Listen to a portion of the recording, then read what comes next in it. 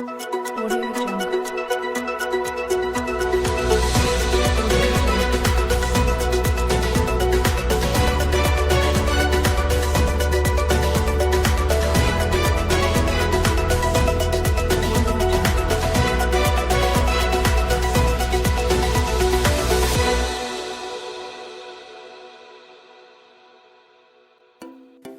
Assalamualaikum warahmatullahi wabarakatuh. Hello audience, meet again with me Amanda Putri Ardani on your sidelines of your activities who will provide the latest and actual news. The news that I will bring today is about history of batik and various motifs of batik from Indonesia. The first is about history of batik. As we know that batik is one of characteristic of Indonesia. Most people use batik, especially Indonesian people. But most people don't know how the history of batik. So for know history of batik, let's watch this video.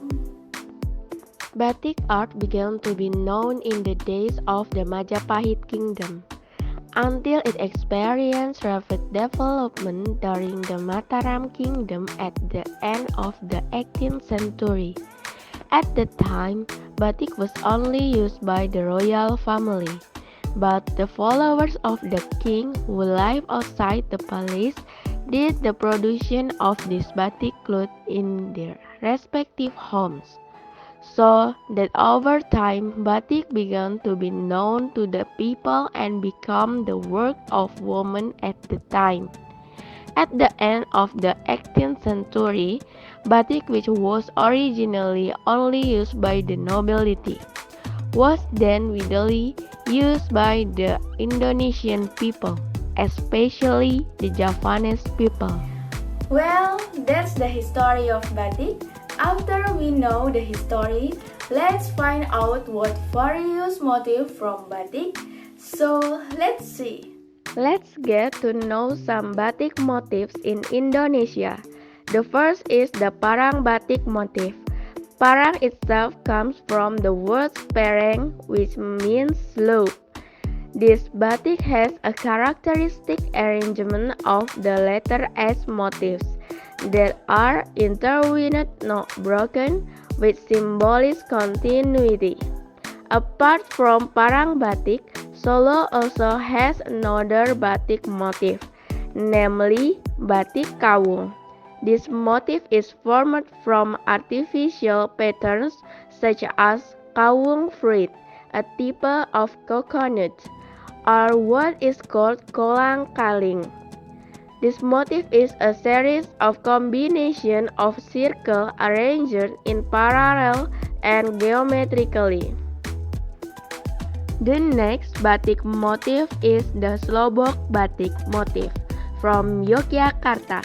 This motif is in the form of small squares separated by two lanes, thus forming a motif of four triangular pieces.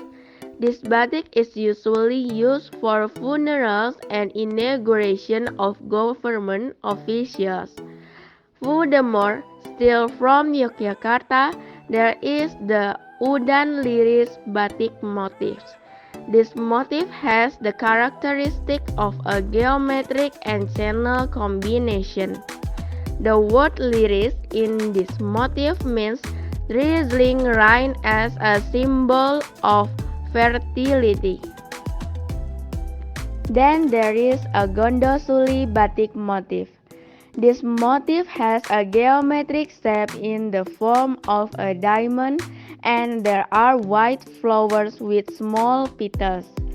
This motif is named Gondosuli because it comes from the name of the flower on the coast of Jepara, namely Suli and Ganda, which means smell or fragrant. And there are many other famous batik motifs such as Yogyakarta style batik and Solo style batik, and several batik motifs from various regions. Well, that's a variety motif of batik from Indonesia. Very beautiful, right? We as Indonesia must preserve batik, which is a characteristic of Indonesia. Well, audience, that's all the news can I convey today. See you later. Wassalamualaikum warahmatullahi wabarakatuh.